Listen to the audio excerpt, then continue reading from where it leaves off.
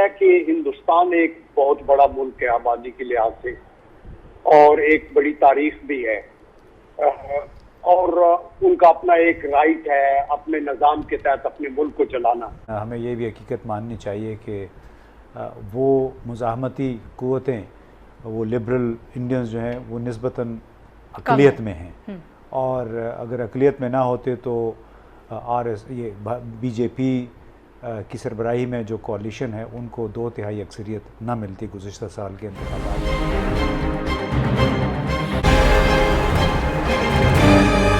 हिंदुस्तान की तारीख ये रही है कि वो हेजिमोनिस्टिक डिज़ाइन के साथ वो चाहते हैं कि उनकी अजारादारी हो साउथ एशिया में, बिकॉज हिंदुस्तान एक बड़ी डाइवर्सिफाइड सोसाइटी है और उसकी स्ट्रेंथ इसी में होनी चाहिए कि आप सारे मज़ाहिब की, सारे लोगों की, सारी रियासतों की, यूनाइटेड नेशन के चार्टर की, पड़ोसियों के हकूक का ख्याल रखें और यही रोना इंडिया के अंदर भी सेम एलिमेंट्स रो रहे हैं। अच्छा जैन साहब, I will come back to you, this is very important point. मैं इसी के ऊपर अपना अगला सवाल इम्तियाज गुल साहब आपसे करूंगी। इंडिया अभी जैसे जैन साहब कह रहे हैं कि इंडिया के अंदर भी ऐसे एलिमेंट्स हैं कि जो हिंदुत्व का जो उनका सारा एक मूवमेंट चल रही है मोदी साहब की और जो वो कोशिशें कर रहे हैं, जो वो काम कर रहे हैं, उसके ऊपर बहुत ज़्यादा रेजिस्टेंस है। आज का भारत मुख्तलिफ लगता है आपको? नहीं, देखिए रेजिस्टेंस बिल्कुल है, यानी उसके मुज़ाहमत करने वाले, लेकिन हमें ये भी हकीकत माननी चाहिए कि वो मुज़ाहमती क़ुव्वतें, वो लिबरल इंडियंस जो हैं वो निस्बतन अक़लियत में हैं और अगर अक़लियत में ना होते तो ये बीजेपी की सरबराही में जो कोalition है उनको 2/3 अक्सरियत ना मिलती गुज़िश्ता साल के इंतख़ाबात में।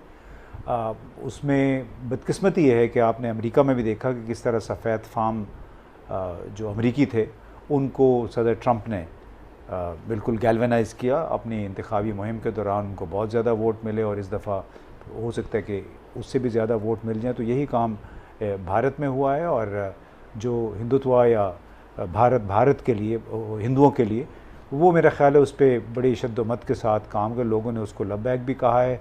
इसी वजह से चाहे वहाँ पे मुसलमान हैं, चाहे ईसाई हैं, चाहे सिख हैं, वो ख़ुद को थोड़ा सा मार्जिनलाइज समझते हैं, बल्कि मुसलमानों के साथ तो बहुत ज़्यादतियाँ हो रही हैं। लेकिन उनका ये ख़्याल है कि जो बीजेपी और आरएसएस के लोग हैं कि अगर हमने अपनी, और एक वो बाकायदा प्लान के तहत चल रहे हैं, उसमें किसी को कोई शक नहीं होना चाहिए। जो अपना उनका इंतखाबी मंशूर था उसमें उन्होंने कश्मीर के हवाले से इन इक़दामात का वादा पहले से किया हुआ था और उस पर वो धीरे धीरे आहिस्ता आहिस्ता अमल किए चले जा रहे हैं। लिहाजा मौजूदा हालात में आइंदा 2-3 बरस तक हमें इस पर कोई बहुत ज़्यादा उम्मीद नहीं रखनी चाहिए। हम भले बहुत शोर मचाते रहें कि वो अपने लिए उन्होंने मसाइल खड़े किए हैं, लेकिन हमें याद रखना चाहिए कि आज तक किसी एक मुल्क ने बाकायदा तौर पे 5 अगस्त 2019 के इक़दामात की मज़म्मत नहीं की है, उसकी वापसी का तकाज़ा नहीं किया है। इसी तरह इस साल जो वहाँ पे हो रहा है, अब तक जो मुहासरा चल रहा है, अब तक किसी मुल्क ने बाज़ाब्ता तौर पे उस पर एहतजाज नहीं किया है, क्योंकि लोगों के इक़्तिसादी मफादात जुड़े हुए हैं। सिर्फ अमेरिका के इस वक्त डील चल रहे हैं, आर्म्स डील दिफाई नौइयत के 8 से 10 बिलियन डॉलर के, फ्रांस के साथ 9 बिलियन डॉलर का उनका राफेल जो जंगी तैयारी हैं उसका डील चल रहा है। रूस के साथ से उन्होंने 5 अरब डॉलर के वो S-400 मिसाइल सिस्टम ले रहे हैं। तो हमें थोड़ा सा एक हकीकत पसंदी का मुजाहरा करना चाहिए। भले भारत को शामिल कर दिया गया रिलीजियस फ्रीडम वॉच लिस्ट में अमेरिका की तरफ से, लेकिन वो कोई बाइंडिंग इदारा नहीं, वो एक मुशावरती इदारा है। वो अपने एक रिपोर्ट दे देते हैं। आप कह रहे हैं कि अगले 3 साल ये स्टेटस को ऐसे रहेगा और वो अपने एजेंडे पे अमल पैरा रहेंगे। नकवी साहब, आपको क्या लगता है कि कोई ऐसे हालात खित्ते में तब्दील हो रहे हैं कि जिसकी वजह से भारत को लगे कि अमन की तरफ जाना चाहिए, कश्मीर के हल की तरफ जाना चाहिए? देखिए, ये आदमी इस वक्त तो आगे का जो तस्वर कर सकता है वही बात की जा सकती है। भारत की पोजीशन अभी भी काफ़ी मजबूत है, दुनिया में बड़ी अहमियत है उसको, उसके इक़्तिसादी हालात भी उसके अभी तक अच्छे जा रहे हैं, हालांकि अब उसमें काफ़ी मुश्किलात आगे नज़र आ रही हैं। वहाँ पे एडवाइजरीज जो चलती हैं बिज़नेस ऑर्गेनाइजेशंस की और ट्रांसपेरेंसी की और मूडीज़ की, उससे जो है ना वो लग रहा है कि आगे चल के ज़रा भारत की इकॉनमी डाउनग्रेड हो जाएगी। अच्छा, तो ये तो है कि उनकी अभी भी उनके ऊपर कोई प्रेशर नहीं पड़ा है। ये सही कह रहे हैं कि किसी मुल्क ने मजम्मत नहीं की अगस्त 5 की, किसी मुल्क ने उनको किसी तरह से भी उस तनकीद का निशाना नहीं बना। लेकिन दूसरी तरफ, और मैं उसका जिक्र करता हूँ कि भारत के रियासत का किरदार और उसकी नौयत बदल रही है।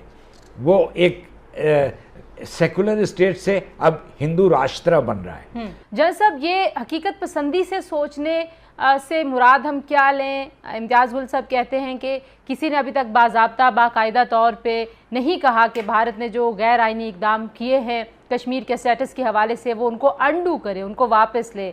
देखिए तंजीला, ये इम्तियाज़ गुल साहब ने बड़ी खूबसूरती से प्रिवेलिंग एनवायरनमेंट का अहाता किया है, वेरी रियलिस्टिकली।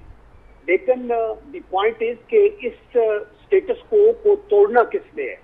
पॉइंट ये है, हमारे लिए ये चैलेंजेस हैं कि इंडिया एक बड़ा मुल्क है, वो एक बड़ी मंडी है उनके, और यूनाइटेड नेशन जो है वो बिल्कुल अदारा बना हुआ है और सुपर पावर्स के अपने इंटरेस्ट है। नो, ये ग्राउंड रियलिटीज हैं जिनमें हमने ऑपरेट करना है। अभी हमने ये देखना है कि ये एक ऐसी तिकोन है जिसका एक एंगल है इंडिया, दूसरा एंगल है पाकिस्तान और तीसरा है वर्ल्ड पावर, मीडिया और उनका रिएक्शन। अगर इंडिया इस तिकोन के सेंटर में कश्मीर है, अगर इंडिया इसके ऊपर आग लगाता है, बरसाता है, तो अगर वेस्ट बोल उठा है तो वो इसलिए नहीं बोल उठा कि पाकिस्तान वाला एंगल एक्टिव हुआ है, वो इसलिए हुआ है कि इंडिया ने हदूद क्रॉस की है। तो यूएनओ में भी बात चली गई है, बैनुल अक़वामी मीडिया भी बोला है, वाशिंगटन पोस्ट भी बोला है। हमने ये देखना है कि हमारी लीडरशिप का चैलेंज ये है कि अंडर दीज सर्कमस्टांसेस, जब इस तरह के एडवर्स एनवायरनमेंट हैं, हमारी क्या प्रोएक्टिव स्ट्रेटेजी हो ताकि हम इन चैलेंजेस को न्यूट्रलाइज कर सकें। आप अगर ब्रीफली मुझे एक जुमले में बताएं कि क्या हो, मैं फिर एक कमेंट यहां से लेके फिर अगले टॉपिक की तरफ बढ़ूंगी। क्या प्रोएक्टिव स्ट्रेटेजी हो सकती है? पाकिस्तान के पास ऑप्शंस क्या है? देखिए, पाकिस्तान को एक तो पूरी दुनिया में जो यूनाइटेड नेशन के मेंबर्स हैं उनसे इंटरैक्ट करना चाहिए, और सिर्फ ट्वीट के ऊपर या टेलीफोन पे नहीं, प्राइम मिनिस्टर को भी विजिट करना चाहिए। आपके डेलीगेशंस भी, पार्लियामेंटेरियंस के भी जाएं, आपके डिप्लोमेट्स के भी जाएं, आप कश्मीर डेस्क बनाएं, आप मीडिया के अंदर एक आपकी बड़ी प्रोएक्टिव एक पॉलिसी होनी चाहिए।